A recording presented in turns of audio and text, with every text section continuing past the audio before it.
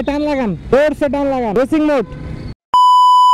আচ্ছা আমি হচ্ছে এখন এই যে একজন ওভার ভাইয়ের সাথে যাচ্ছি, আর যাচ্ছি হচ্ছে বাইক কিনতে। কোন বাইকটা কিনবো সেটা আপনারা দেখতে পাবেন, একটু পরে দেখতে পাবেন। আর কোথায় যাচ্ছি এখন সেটাও বলে দিই। এখন যাচ্ছি হচ্ছে তেজগাঁও ইন্ডাস্ট্রিয়াল এরিয়াতে। তেজগাঁও আই হোপ আপনারা ধরে ফেলছেন যে কোন বাইকটা নিচ্ছি। তো যারা যারা ধরতে পারছেন তারা কমেন্ট বক্সে অবশ্যই বলে যান। এখনই বলেন, একটু পরে তো জানতে পারবেন কোনটা কিনছি। তো বাইকটা বেসিক্যালি হচ্ছে আমার না, বাইকটা হচ্ছে আমার মামার। আর মামা হচ্ছে তার FZ ভার্সন 3 ছিল, ওই বাইকটা রিসেন্টলি সেল করে দিছে। আর সেল করে দেওয়ার পরে সে ডিসাইড করছে যে একটা হায়ার সিসি কিনবে। তো আমি কিছু ক্লু দিয়ে দিলাম আপনাদের যে কোন বাইকটা সে কিনতে পারে। আপনারা কমেন্টে ভাই তাড়াতাড়ি জানাই দেন কোনটা কিনবে। আর আমি হচ্ছে এখন উবারে যাচ্ছি। যে কাজটা সেটা হচ্ছে গাড়ির একদম নাম্বারের কাগজ সহ দিয়ে আসবো।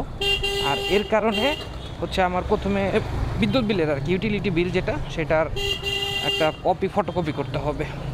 আর এই ফটোকপির দোকানটা এখানে তো পাচ্ছি না, এই সামনে তো অবশ্যই পাবো। তো সামনে যাই, গেলে দেখি কি ওখানে একটা ফটোকপি করতে হবে। Wait bike. আর লাইফের ফার্স্ট হচ্ছে এই উবারের পিছনে আমি মোটো ব্লগ করতেছি আর কি। নিজের কাছে একটু আনইজি লাগতেছে, আবার দেখা যায় যে ভালোও লাগতেছে, কিন্তু ভয় লাগতেছে যে মানে একটা হেলমেটে বাড়ি খেলে ঝামেলা আর কি। বাড়ি খেলে এমন হয়ে যেতে পারে যে আমার ক্যামেরাটা লেন্সটা ভেঙেও যেতে পারে। এটা করা যাবে না ভাই, যেমনি হোক নিজেকে স্টাক করে ধরে রাখতে হবে যাতে না পড়ি।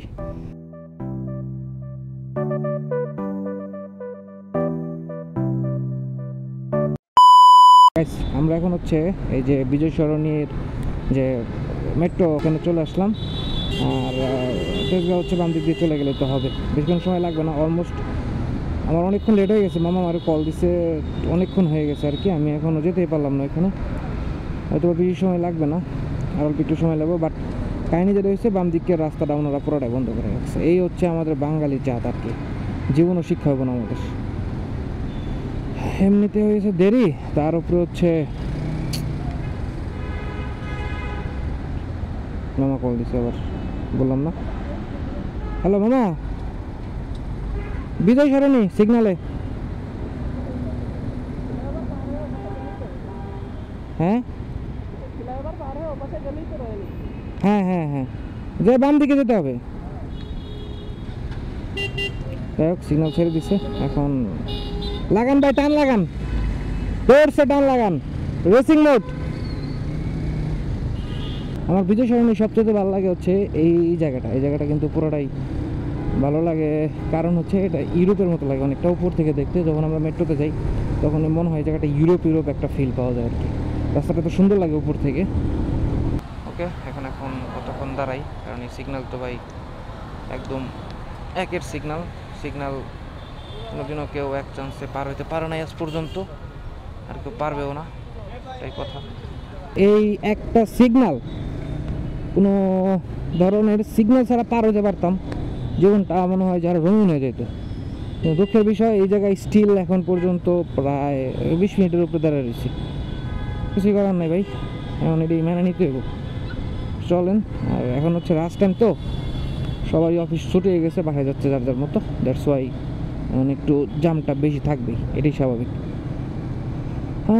আর আপনারা কি কমেন্ট এতক্ষণ করে ফেলছেন ভাই? কমেন্ট করে ফেলেন। দেখেন আমি কোথায় যাচ্ছি, আপনাদের সাথে আমার মতের মিলটা কি হচ্ছে কিনা, ব্যালেন্স হচ্ছে কিনা আর কি।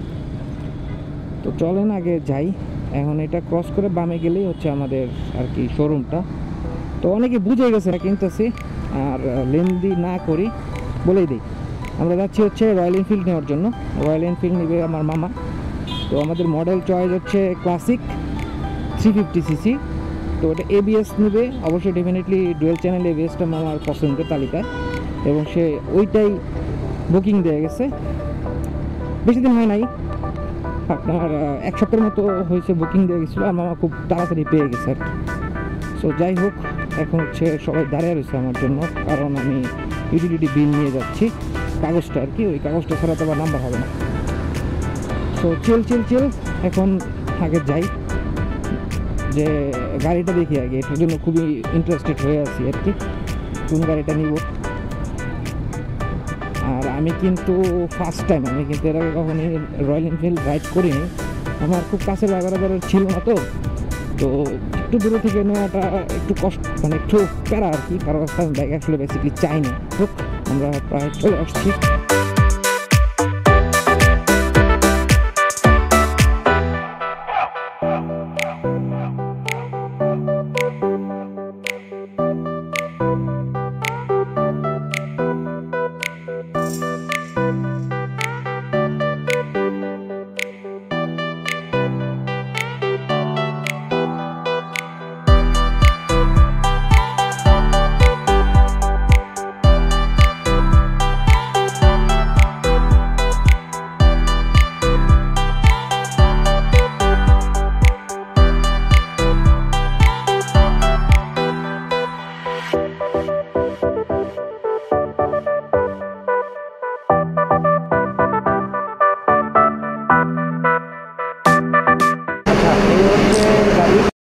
আর এখানে মামা হচ্ছে দাঁড়ায় রয়েছে, আর এদিকে হচ্ছে আমরা গাড়িটা মোটামুটি ওভারভিউ দিচ্ছি। দেখেন টোটালটা কিন্তু একটা স্পট ভাইব আছে, একদম কমপ্লিট একটা বাইক। একটু বসি, ওফ, এই হচ্ছে বাইক।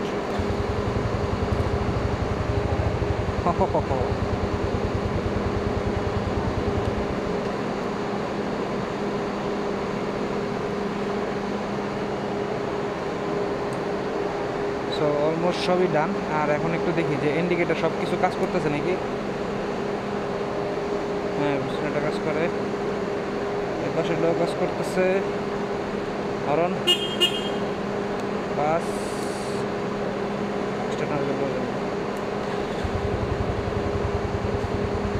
কাজ করতেছে, পুলিশ ওকে।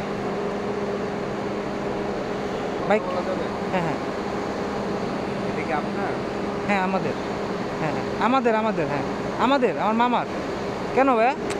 আচ্ছা, ঠিক এই জায়গাটা কি হয়েছে আমি আপনাদের একটু ক্লিয়ার করি। এই যে ভাইটা দেখতে পাচ্ছেন ভদ্রলোক, উনি হচ্ছে আসার পরে আমাকে জাস্ট আক্স করলো যে ভাই গাড়িটা কি আপনাদের। আচ্ছা, এইটার আক্স করার রিজনটা কি? তো প্রথমে যেটা হয়েছে, আমি হচ্ছে এসেই কারোর সাথে কথা বলিনি, আমি জাস্ট গাড়িটাকে দেখতেছিলাম, কারণ উপর থেকে মামা আমাকে বলে দিল যে নিচে গাড়িটা আছে, ওখানে যাও। আমি গাড়িটা দেখতেছি, গাড়িটা একটা ভিডিও করতেছি, তো ওনাদের কোনো পারমিশন নেই, আমি কিছুই নেইনি। এখন ওনারা তো জিজ্ঞাসা করবেই যে ভাই বাইকটা কার, আপনার না অন্য কারো, এইটুকুই জাস্ট, আর কোনো কিছুই না। উনি খুবই জেন্টল একজন ম্যান ছিল এবং খুবই ভদ্র ব্যবহার করছে।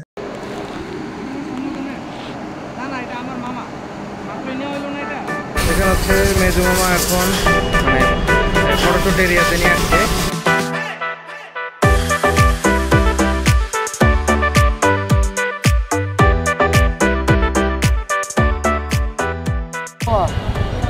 First time royal Enfield ride করতেছি। এখন পর্যন্ত এটার শক্তি তো জানি না কতটুকু, দেখি কতটুকু পাওয়া যায়। আর প্রথম যে বাইক কেনার পরে প্রথম যে কাজটা করতে হয় সেটা হচ্ছে এটার ফুয়েল লোড করা। আর ফুয়েলটা লোড করব হচ্ছে লাস্টের ফুয়েলটা যথেষ্ট পরিমাণে ভালো, এর জন্য ডিসাইড করছি যে লাস্টের থেকে ফুয়েলটা নিব। রয়্যাল এনফিল্ডের সাউন্ডটাই ভালো লাগে ভাই, মাথা নষ্ট একটা সাউন্ড। কিন্তু লুকিং গ্লাস কিন্তু অনেক হাইলি প্রাইস আর কি, 5,000 নাকি 6,000 টাকা দাম শুধু এই লুকিং গ্লাস। আমি জানি না লুকিং গ্লাস কী দিয়ে বানাইছে, স্বর্ণ টন্য আছে নাকি। যদি স্বর্ণই না থাকতো তাহলে তো এত দাম হওয়ার কথা না। তো এখানে হিউজ একটা বিজনেস তারা করে।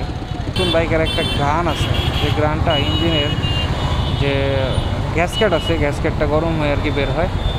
আরও কিছু জিনিস আছে যেগুলো গরম হওয়ার পরে আর কি বের হয়। আর এখনই এখান থেকে আমি ইঞ্জিনের হিটটা পাচ্ছি আর কি, প্রচুর পরিমাণে ইঞ্জিন হিট হইতেছে।